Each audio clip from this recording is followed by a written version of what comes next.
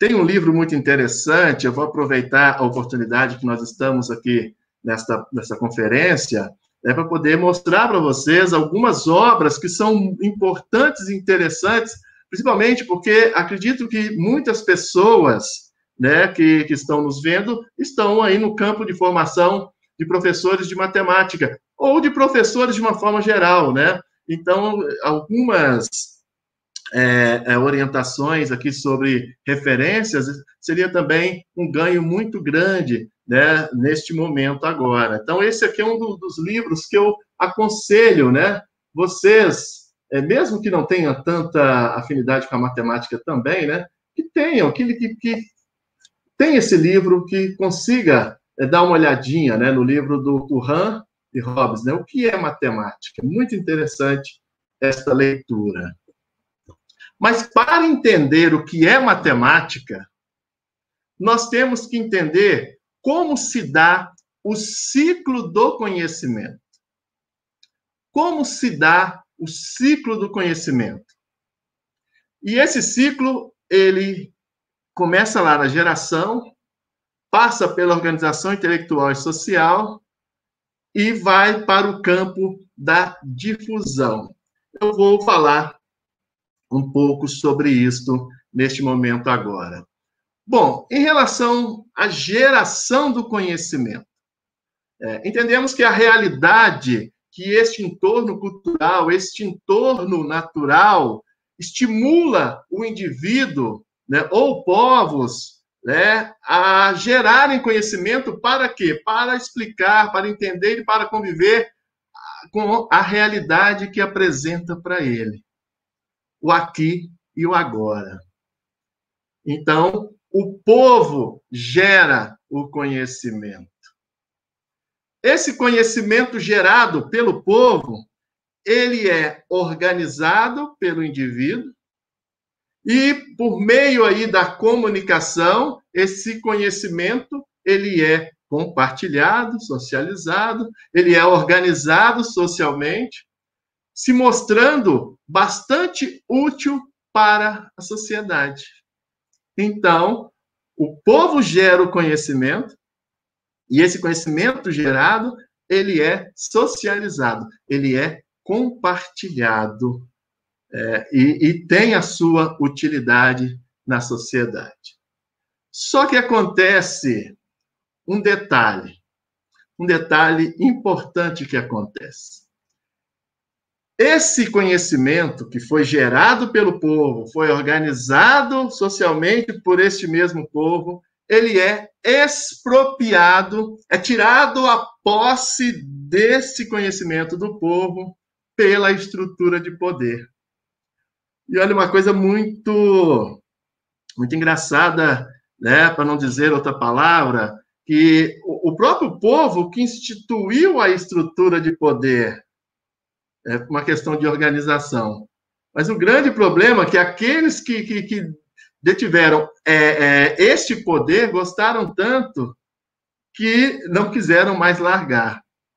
Né? E essa estrutura, então, passou a se institucionalizar, de certa forma, para atender não somente os interesses do povo, mas os interesses da própria estrutura de poder.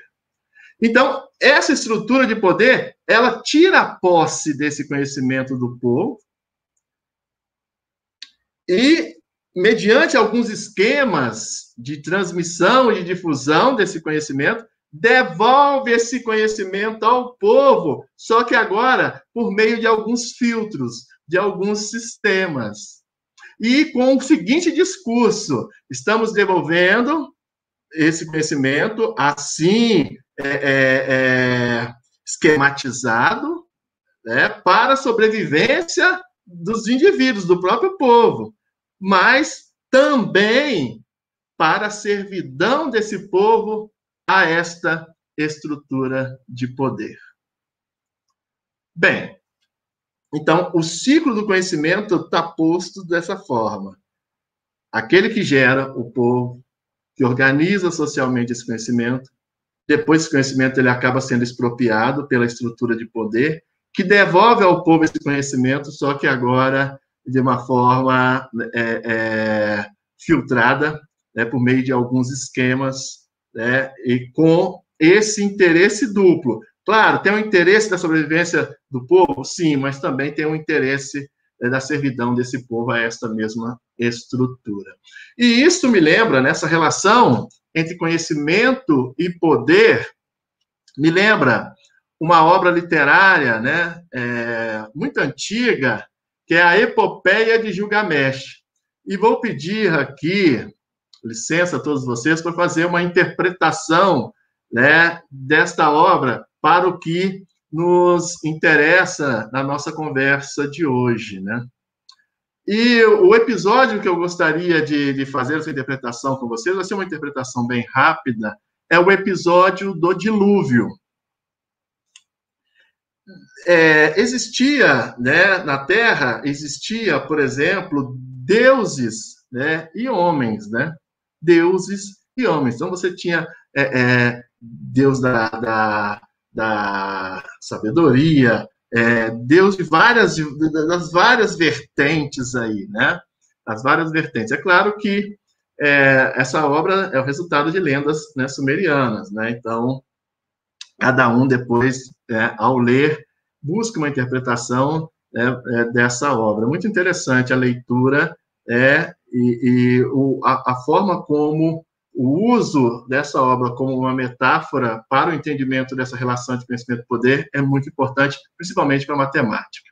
Então, Ea, por exemplo, era uma divindade arcadiana. Ele era o deus da sabedoria, é considerado o deus da sabedoria, esse Ea. Um deus pacificador, benigno, né? Mas, de certa forma, não totalmente confiável, né? Ele, por vezes, era um deus traiçoeiro, um deus cruel. Né? E quando a gente fala da questão da inspiração divina, essa inspiração divina ela antecede a matemática como esse instrumento de administração das necessidades sociais, né? Quer dizer, os deuses, eles escrevem o universo, ou pelo menos tem aquela frase famosa, né? Deus escreveu o universo, né? Utilizando aí como parâmetro a própria matemática, né? A matemática seria o alfabeto ao qual Deus escreveu o universo. Então, a inspiração divina vem antes, e a matemática desenvolvida por esses deuses, por exemplo, né?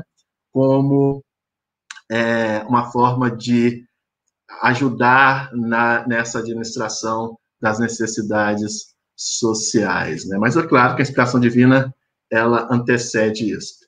E no épico, nesta epopeia de Gilgamesh, a linguagem matemática, ela circulava ali, entre os homens e entre os deuses. Deixa eu entrar, né, no assunto em si. Que no início, somente os deuses existiam, né? Esses deuses, eles eram divididos em duas classes. O Anunnaki, né, que seriam os aristocratas, né, os consumidores, né, o deus mercado, e o Igigi, né, que é uma espécie de produtores escravos, mas também deuses, só que seriam aqueles deuses, né, um tipo de deuses, que serviam os Anunnaki.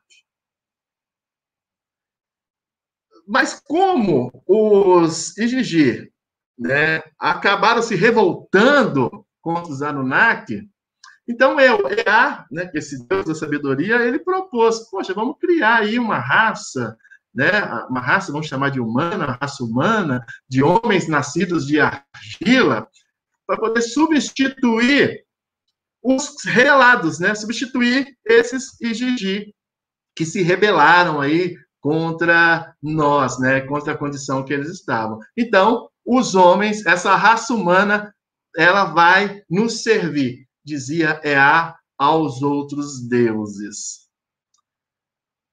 Bom, foi criada, então, a raça humana, criada para servir os deuses. Mas o grande problema é que essa raça, elas acabaram se multiplicando muito rápido, se tornando muito barulhenta e muito exigente. Então, um dos deuses, o Enlil, que seria um deus supremo lá dos Anunnaki, ele decidiu, não, vamos eliminar essa raça, vamos acabar com esta raça humana, vamos eliminá-los. Aconteceu, então, né, que Enlil, né, junto com os outros deuses, né, propôs eliminar esta raça humana com um grande dilúvio. Vamos mandar lá um grande dilúvio e vamos destruir essa vida humana da Terra. Nós já não estamos mais aguentando tanto barulho, tanta balbúrdia. Eu acho que daí que surgiu o termo balbúrdia, que algumas pessoas usam por aí, né? Então, dá muito barulho, dá muita bagunça, vamos eliminá-las, né? Só que EA considerava que a eliminação desses trabalhadores, né, dessa raça humana que foi criada para servir os deuses, achava que não seria uma boa decisão. Considerava uma má decisão, de fato, né? E, em segredo, EA acabou contando a um humano, né, extremamente sábio, esse humano chamado Utnapishtim, né, acabou contando para ele o que os deuses tramavam. E esse deus da sabedoria, então, disse para Utnapishtim ele construir uma arca. Olha, construa uma arca, nela você, por exemplo, coloca algumas sementes aí viventes, né, e salva você, salva a sua família, porque os deuses estão muito bravos e ele vai eliminar todos, né? Toda a raça humana. Só que você não pode contar isso para todo mundo, somente para aqueles que você escolher, né? Escolheu.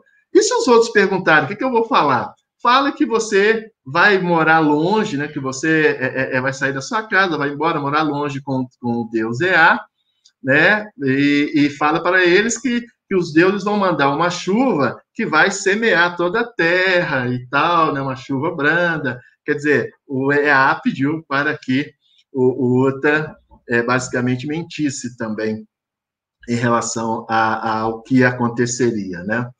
Bom, enfim, o EA passou para o Uta todas as informações, né, de como deveria construir essa arca, todas as informações de tamanho, de comprimento, passou tudo aquilo, né, tudo, para que ele pudesse salvar ele, a sua família, alguns artesãos, alguns animais, né, tanto selvagens quanto animais domésticos, né, algumas plantas e etc. Né? Bom, aí, à medida da barca, então, ela tinha essa especificação que está na tela aí, que todos vocês estão vendo, né? Um barco com 1 acre de área, cada lado do convés com a medida de 120 côvados, formando um quadrado. Por que eu estou contando essa história, né? Talvez vocês estão pensando, por que está contando essa história? Porque, gente, olha, há uma mensagem aí que essa epopeia transmite a nós, que é uma mensagem muito clara, né? E a mensagem que impõe aí, antes de qualquer narrativa ou de qualquer forma de escrita, né, etc., é o medo. É o medo sobre aquele que detém o poder. Devemos reverenciar aos deuses. E outra, os deuses, eles têm um papel, né, ou seja, eles ensinam qual é o instrumento de salvação. A construção de uma arca sem as medidas dadas pelos deuses não poderia ser consumada. Aí vem uma mensagem muito importante para nós que lidamos com a matemática, e que a gente pode também interpretar em relação a esta passagem do dilúvio, né? E a mensagem passada pelos que estão no poder é justamente dessa forma. Os responsáveis pelas escrituras sagradas, por exemplo, que conferem a matemática um tipo de atributo divino. Só os deuses. Abre-se uma concessão para os gênios. E o que acontece? 5.000 anos depois, Paulo Freire, numa entrevista dada ao professor Biratan D'Ambrosio, ele fala que na geração dele de brasileiros do Nordeste, quando se falava em matemática, estava se falando algo sobre os deuses. Ele ainda complementa: abria-se uma concessão para os gênios. E a gente, às vezes, usa um discurso meio que bem parecido. Olha, é aquele que é o mais inteligente, é aquele que dá conta. Ou até mesmo um pensamento que talvez impera na nossa cultura, né? Quem sabe matemática é sábio. E quem não sabe matemática e faz coisas fantásticas em outras áreas, deixa de ser sábio por não saber a matemática? Mas o que é matemática mesmo?